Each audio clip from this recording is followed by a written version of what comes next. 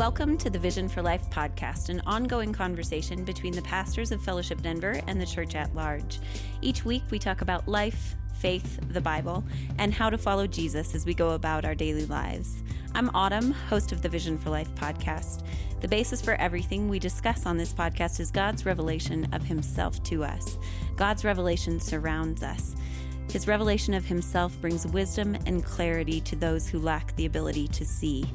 Paul writes of this to the followers of Jesus living in Ephesus when he says, "I do not cease to give thanks for you, remembering you in my prayers, that the God of our Lord Jesus Christ, the Father of glory, may give you the spirit of wisdom and of revelation of him, having the eyes of your hearts enlightened, that you may know what is the hope to which he has called you." I'm joined today by Clark Nunnally. Clark, welcome. Hey, thanks for having me. Yes, glad to have you on the podcast. Clark is on staff at Fellowship Denver. His title is Pastor of Community and Mission. And Clark, you are specifically going to be helping lead and pastor a church plant, another congregation that will be a part of Fellowship Denver. So would you just tell us a little bit about that? Yeah, we our idea is to just start a second congregation that's going to be just a second example of a Fellowship Denver on the north side of the city. So we have about 100 people that live north of I-70, and we have a lot of neighbors up there that don't know Jesus. And we have been praying and considering starting a second congregation up there for years, and have finally just decided that now's the right time. We feel like the area is prime and ready for gospel movement. Been having a lot of conversations with people just not connected to the church that live in that area, as well as people that are connected to the church. And we just know that there's a really big need for gospel presence in that part of the city. And what does your work look like mostly right now as you are working towards starting this congregation, launching this new congregation? Yeah. You know, one of the most important things that we want to do right now is learn that area really well, so that we know what it would look like to contextualize the gospel for the people that live there, the specific culture in that part of the city. That area is not downtown Denver, but it still has a lot of really urban influenced people that live there, as well as kind of like an aging population. So it's actually pretty diverse in a lot of ways. So we want to just talk to as many people as we can, see how they perceive church, how they perceive religion, what their experience has been living in that part of the city. We also just want to know what people love and what they're like and what they're interested in. These are all just kind of the keys for us to figure out what it would look like to have a church there that can speak their language, and present the gospel in a way that's interesting and relatable for them. I'm sure through that process too, getting to know the city, mostly through getting to know people who live in that area of the Denver metro area, that it also is a part of just growing your love for them and for that area of the city. Yeah, that is so true. It's been really kind of an interesting bit that's happened is I've kind of just been cold calling people and asking if they would want to talk with me and help me learn about their city and their lives.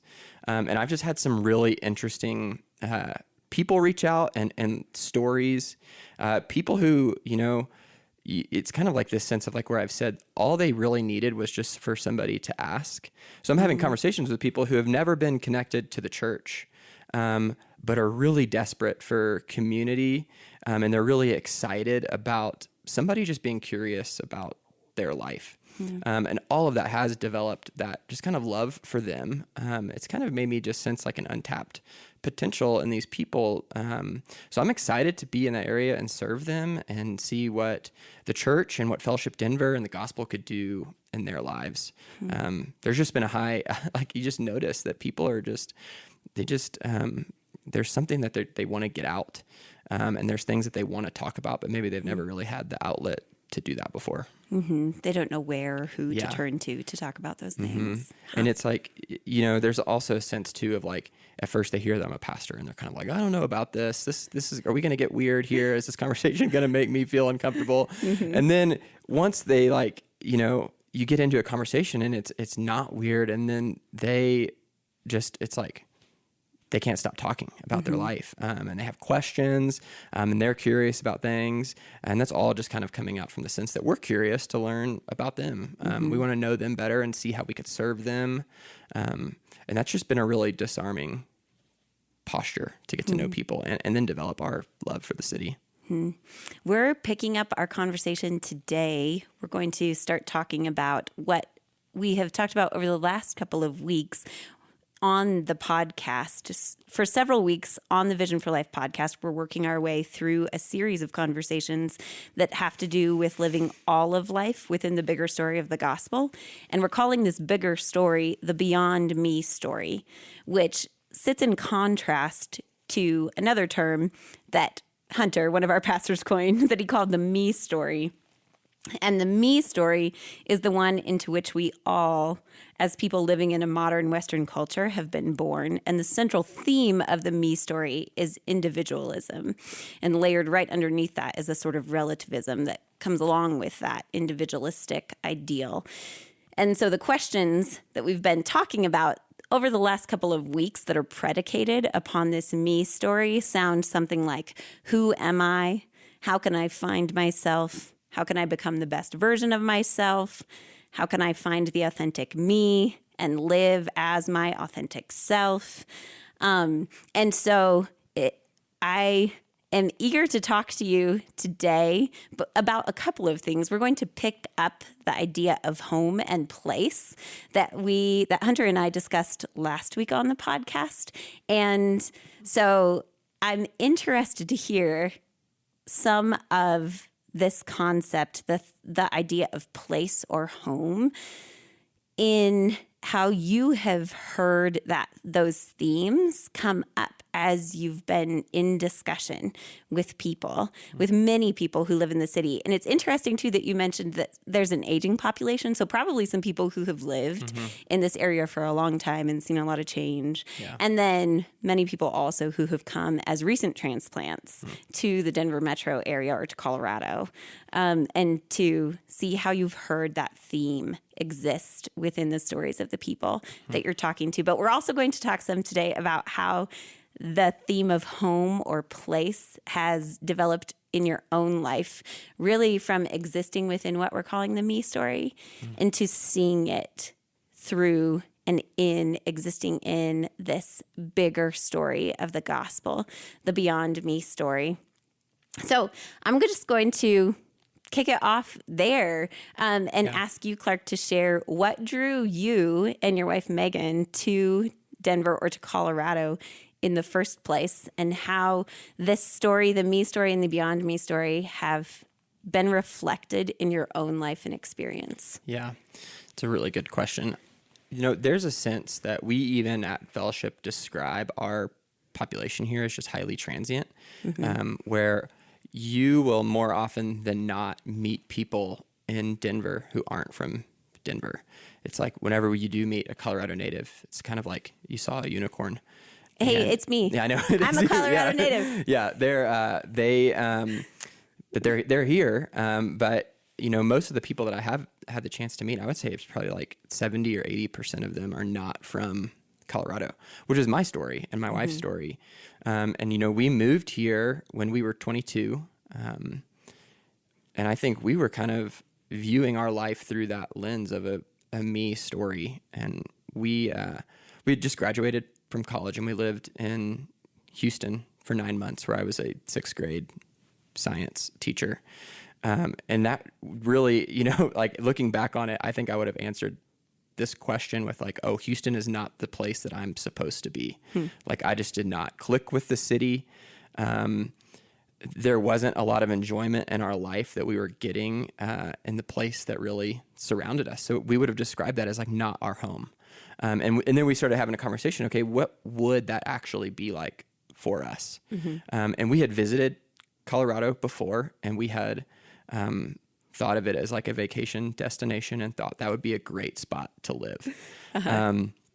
So I remember on my spring break in the first year that I was teaching, I woke up on Monday and I told Megan, my wife, I was like, hey, I'm going to drive to Denver and I'm going to see if I can find a teaching job. And I got in the car and I asked a friend to come with me, and I drove up here and I slept in my friend's apartments, and I just started walking into schools that week, trying to see if I could find a job. And by Friday I had a job offer. So we were 22, and it was like, okay, this is the place that we're supposed to be. This is going to be like the fulfillment of our life. We get to live in the place where we can just enjoy everything all the time. So we ended up moving here at the end of that year. And we rented out our tiny little apartment, and I continued teaching, and my wife was a nurse. And for a few years, that was really fun, for us to just be young, which is another big factor of our city. We're just a youthful city as well. But and there was a time where we thought, yeah, this is exactly who we are supposed to be. And this is the life that we're kind of supposed to be living. So we kind of just sat in that pattern. What about Colorado made you think that it would be a place suited for you, or a place that would feel like home in a way that Houston didn't? Yeah, that's, whenever I meet with people, and I ask them this question, like, what brought you to Colorado? Probably the most common answer I get is the mountains. Like, people will often say, oh, I came here because I wanted to live a mountain lifestyle, or I wanted to enjoy the things that the mountains had to offer. And our reasoning was not too far off from that. It's probably exactly that. Yeah. Is that we were like, we should just be living in the mountains. Like, we want to climb, and we want to get on top of mountains, and we want to ski in the winter. And that's pretty much all we want in life at this point. That's kind of how we thought, I think, when we were 22 to 23. And you were able to do that when you moved here. Hey, and I was a teacher, and I had summers off. So I had, 60, 70 straight days of doing whatever I wanted, during the best season of the best place on earth. So when did you or Megan begin to sense that maybe that in and of itself was limited in an ability to provide a place that actually felt like home, or felt like you could be your authentic selves? Yeah, it took a few years, and I think it was a few things. The first one is that as you kind of start enjoying all of these activities, they just don't have the same allure that they had at the beginning.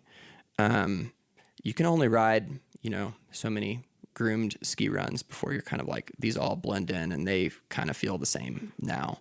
And then for some reason for us, there started to be this idea around purpose, and like, were we actually living a life that we were going to look back when we were older and think, yeah, we did exactly what we wanted. And I think there was this idea that what we were doing was what we wanted in that moment, but it wasn't maybe how we wanted to view our life holistically at that time. So we started kind of reflecting on that. And, we had been attending fellowship for a few years at this point. And I was getting really interested in what it might look like to help people kind of understand the gospel story. That was new for me, to hear that too, and see what that impact would be that would have on people's lives.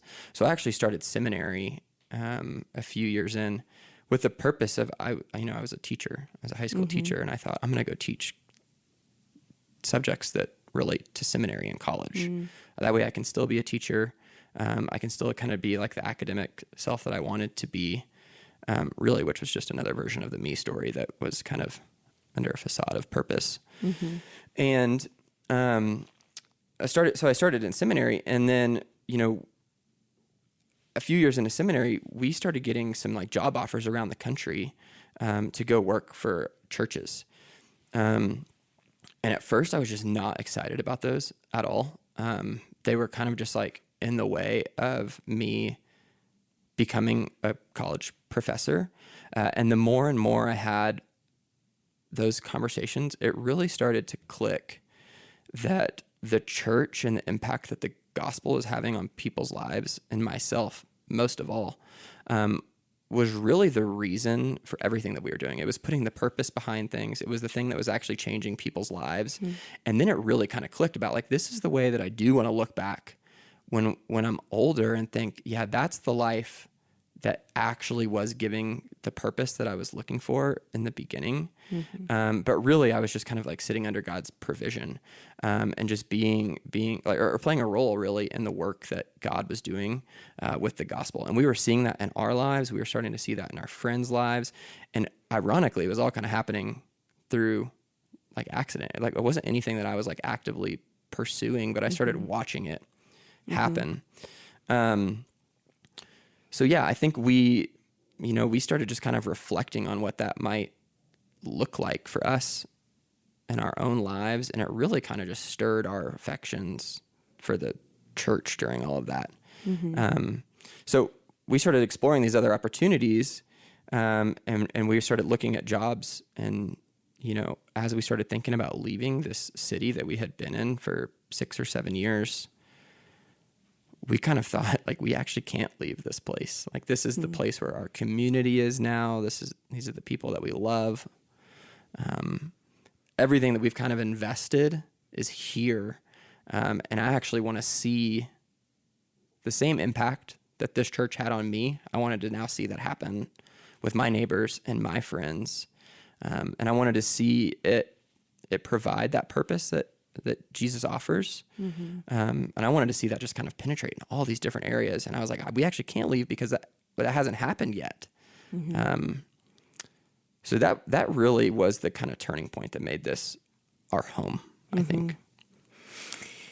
So through those years, as you were beginning to see both the ways in which a sort of self-centered story or ideal was limited, and then the Holy Spirit was working in your heart and in Megan's heart through that time to enable you to not only see that the self-centered or individualistic story was limited, you began to get glimpses of a vision for your own lives, and then for those of your friends, and the way in which God was working in the people around you that helped you to see past or see that bigger story, in the way in which God was actually at work in bringing purpose into your lives and the lives of your friends and the people who you were coming to know and love in a particular place.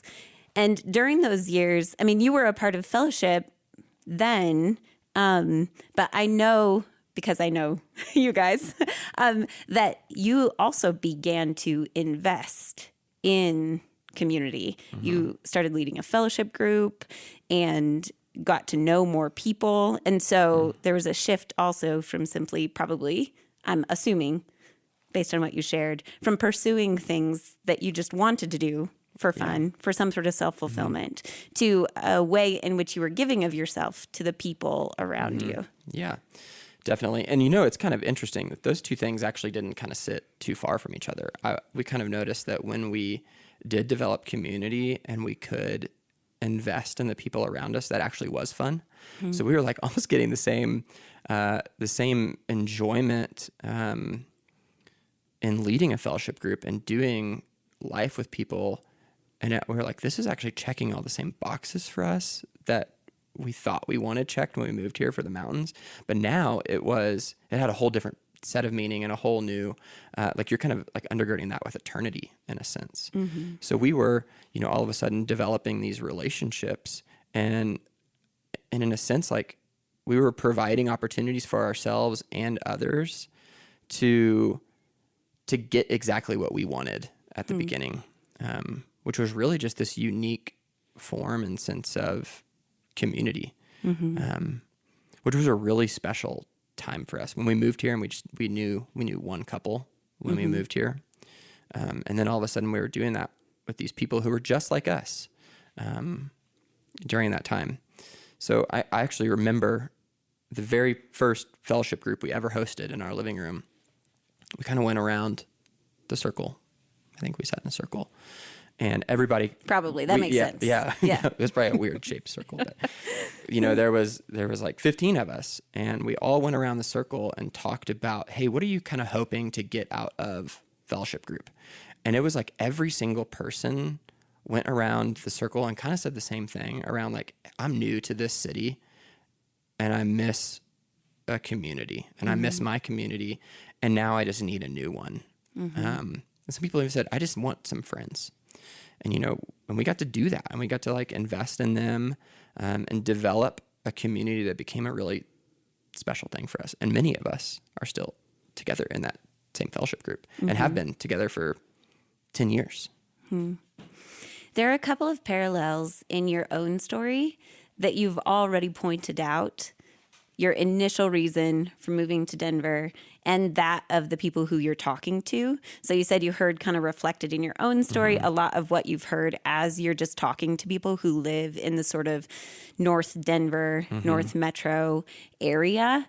That is one of the parallels, the reason for moving in the first place, that probably is often centered in some way in the me story, whether that is due to a job that you think will lead you to a certain sort of success, or whether that is because of a particular type of life experience that you think you can build for yourself via the outdoorsy culture or whatever it may be. So experiences or a type of achievement that is really centered in that me story. So that's one parallel. And another, it sounds like, is the longing for community that you experienced and that you've heard in the stories of the people you're talking to. Yeah, there has been this really funny kind of sense of when people, and this isn't a general statement, but this is something I've had enough of these conversations to kind of notice a trend, is that when people move to Denver, they're often moving to something, which might be like a mountain life or to live in this wonderful city. But a lot of times too, people are moving here to get away from something. And sometimes, and I've noticed this, is that there's a sense that people have maybe had a bad experience with religion previously. So they move here, and it's almost in the sense that they're doing that to kind of get away from that thing in their life. But yet they are so interested in the community aspect still. So that is something that, even though they might have been trying to leave that behind, some religious baggage that is maybe rightfully so present in their life, the idea of community is still fascinating and interesting to them. So I even talk to people, and they maybe are skeptical or hesitant about church involvement, but then you kind of like pitch the idea of community to them in a fellowship group, and people are like, wait a second. I don't want to attend your church on Sunday, but that group that you're talking about, a spot where I could actually sit down with people and share about my life and what's really hard right now, and also just have some really special friendship. That idea is still fascinating to me, and I'm highly interested in that. So can you please let me know like how I could get involved with that? So there's almost a little bit of a disconnect that's happening. But at the same time, I'm wondering, maybe that's going to be the bridge to invite people back into church involvement. It's interesting to hear you say that many of the people are also moving away from something, because one of the common factors then in almost all of those experiences in those people's lives is probably that they are leaving behind also not only a particular religious environment, but connections to people they had as well. So many times that could be family that they're moving away from. And it seems as though a new place offers a chance to be yourself or recreate yourself or to find yourself apart from those ties that maybe feel in the moment as if they limit your freedom, or moving away from a community that you did have ties to that similarly might feel like it's a hindrance at the time, particularly through this lens of the me story, that there's a sense in which without those ties, you can find a sort of freedom to express yourself differently or to be yourself or to find yourself in a new place in a specific way that really speaks to this idea of this innate longing that we do have to find a place that feels suited to us, to find a place that seems as if it is a place in which we can belong and a place in which we feel safe and at home.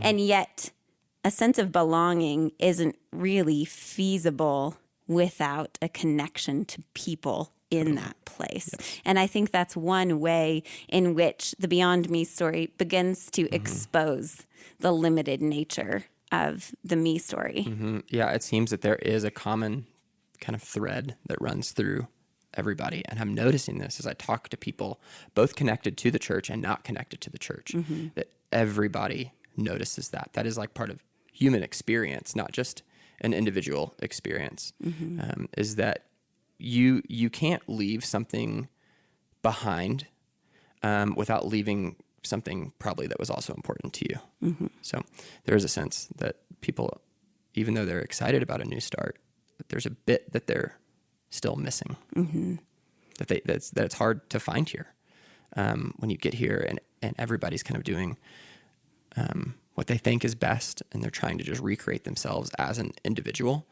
That makes it really difficult sometimes to sense or find that community that people do long for. Within your own story, you and Megan actually came to a couple of crucial decision points because you were actually offered jobs in other places, but by this point in time, you had established connections to this community that you'd invested in, and to a place that you had invested in, to neighbors who you had gotten to know. And so as you began to serve and invest and build up the people around you and create community and experience the work of God in your own life, you began to sense a connection to Denver, to this place, and to these people as well. But then you actually received some offers, right, to take ministry jobs in other places. Yeah, we kind of looked all over the country. We entertained some jobs in Texas. We entertained some jobs even in Montana. And, we kept getting this sense that our community was going to just be really upset with us if we left, which really was a huge factor in keeping us here. When you just get to see people change, and you've been involved with that, and you've been through life with them in the ups and the downs, you just want to like finish the ride with them. It is, that's an experience that you don't want to just leave behind or take for granted. So for us, it was that community that we had developed, and we just knew, as we just entertained those jobs out of the state or really out of the city of Denver, that we weren't ready to leave. And we wanted to stay here with our people and with our community, and we loved them. And then they made it really clear to us that they loved us too, and that they didn't want us to leave, and that we were such an important part of their life, that was going to be a really hard thing for them as well, not only for us. So it became really clear, like, this is where we do want to be. And it was a weird thing to kind of have to realize that I wanted to start working in a church. And at that time I didn't have any jobs in a church, but at least I was like, I at least want to stay in this city. And I remember talking to Megan and saying, like, it doesn't really matter what the job is that I have here, but this is kind of the city that I want. This is the city that I want to be in. And we both kind of had an agreement on that it doesn't matter what we're doing, but this is where we're going to be. And now I'm just fortunate enough to go and plant a church and are part of the city, and then work full time to see this kind of impact happen, hopefully at a rapid pace, just to see like the gospel move through our part of town. Yeah. I love how the themes of this sort of juxtaposition, the me story and the beyond me story, are really present in what God has done in your life and in Megan's life during the time you've lived in Colorado. That what drew you here was a sense of wanting to be in a place that seemed suited to a sort of lifestyle that you desired. And what has actually made it feel like home is the way God has opened your eyes to investing in a place, to creating community, and to being connected to people and the place in a different sort of way, but that has actually been more meaningful. And that you actually, in a way, did experience a sort of recreation of yourselves, but not in the way maybe that you'd anticipated, in understanding more of what new birth in Jesus means. Yeah, that's exactly right.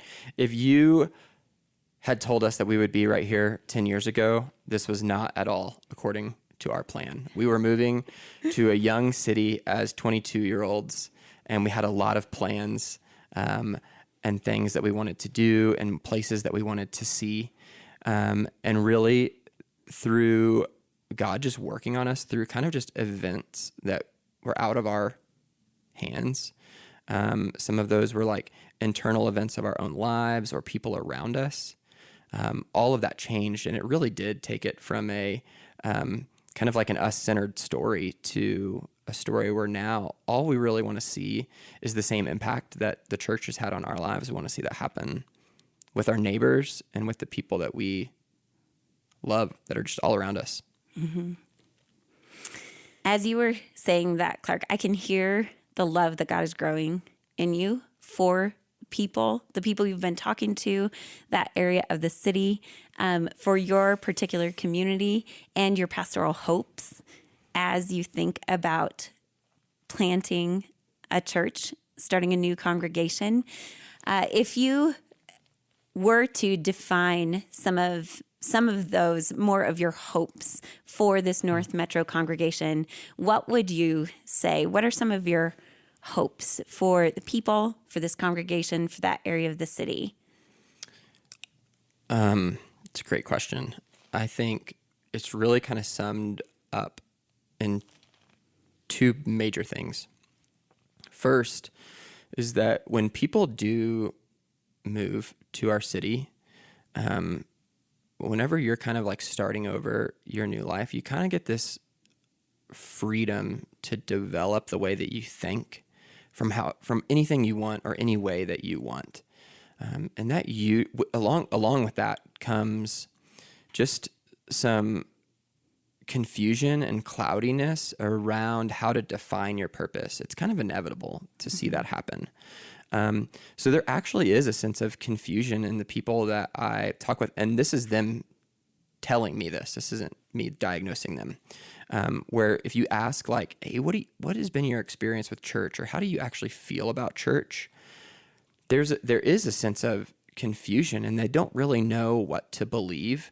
And there's a sense of sadness that comes from them in that, where people do want something, or people are searching from one thing to the next, and they're kind of letting their own individualism help them express that, but they're also grasping for more at the same time. So I think primarily I want to help people, and I want to see people succeed in answering that question in a way that's really comfortable for them. And we would say that hope comes through Jesus and the gospel. It's the only way that they're going to get clarity on thinking through that. But people are thinking through that in the sense that they want to know that their life has purpose. It has a meaning that is beyond them. And everybody senses that and talks about that. I haven't talked to a single person that hasn't really felt that to some degree. So I'm going, hey, we can actually offer a lot of clarity in that. And like a church like Fellowship has done that for me. I came to Denver thinking that way. I think about all the doubts that I had in my own faith when I first moved here. And now the way that I have been able to think and define my life and my work and my family, and answer those questions is really powerful. And it has just given me a whole different foundation. And I want to see that same thing take root in all these people that I've talked with.